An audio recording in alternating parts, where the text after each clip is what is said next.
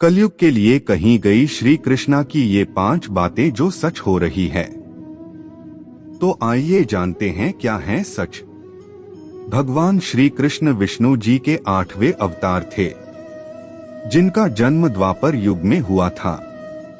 श्री कृष्ण का जन्म काल कोठरी में हुआ था, जब उनके मामा कंस ने श्री कृष्ण के माता पिता को बंदी बना रखा था। श्री कृष्ण की माता का नाम देवकी और पिता का नाम वासुदेव था। बचपन से ही कृष्ण काफी नटखट थे, जिनकी कहानियां हमें आज भी सुनाई जाती है। महाभारत के समय श्री कृष्ण ने कुछ बातें कही जो कि आज कलयुग में सच हो रही है। ये है वो 5 बातें जो कलयुग के लिए श्री कृष्ण ने कही। बात उस समय की है जब 5 पांडव भाई वनवास जा रहे थे।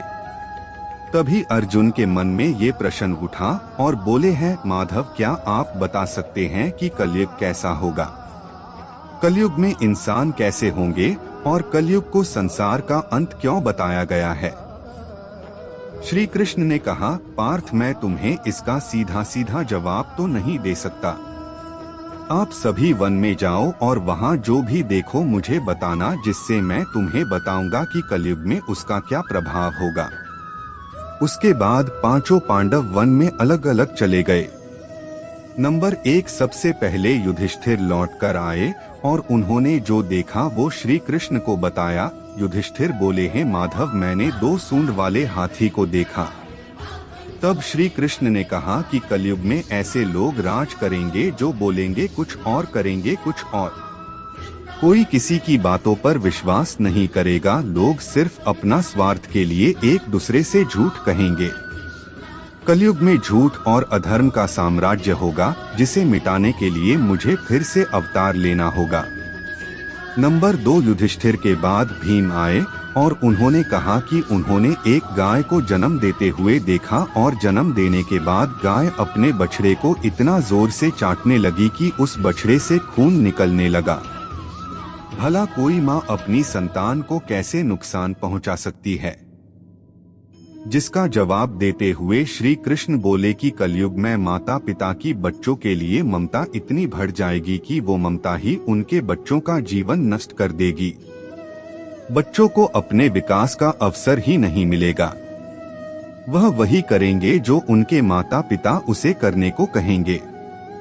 कलयुग में माता पिता का लोभ अपने बच्चों के लिए इतना बढ़ जाएगा कि वही लोभ बच्चों के भविष्य नष्ट करने का कारण बनेगा। नंबर 3, इसके बाद अर्जुन ने कहा कि हे केशव, मैंने देखा कि पक्षियों के पंख पर वेदों का ज्ञान लिखा हुआ है, परंतु वह पक्षी मांस खा रहा था।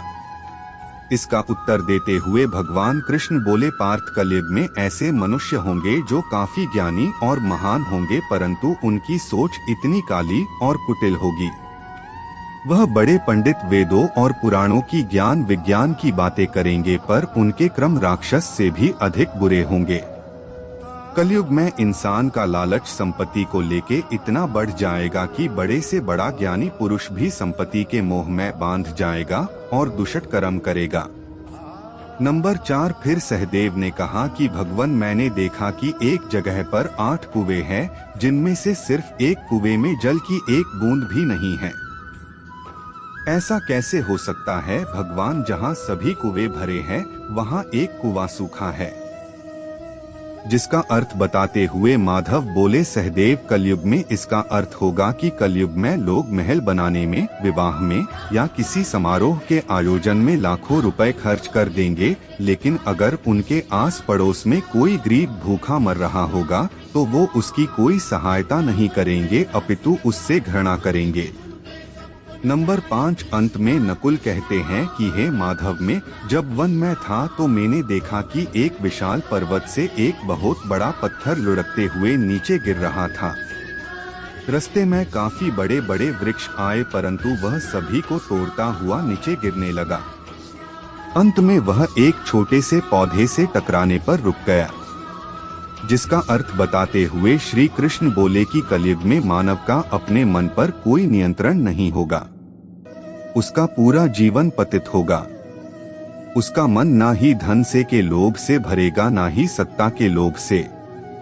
इसका सिर्फ एकमात्र उपाय यही होगा कि वह हरि भजन करे, जिससे उसके मन को शांति मिलेगी अथवा मन स्थिर रहेगा और उसका पतित जीवन शुद्ध हो जाएगा, जिससे उसे मोक्ष की प्राप्ति होगी। तो यह थी वह महाभारत के समय भगवान श्री कृष्ण की कही 5 बातें जो कि कलयुग में सच साबित हो रही है।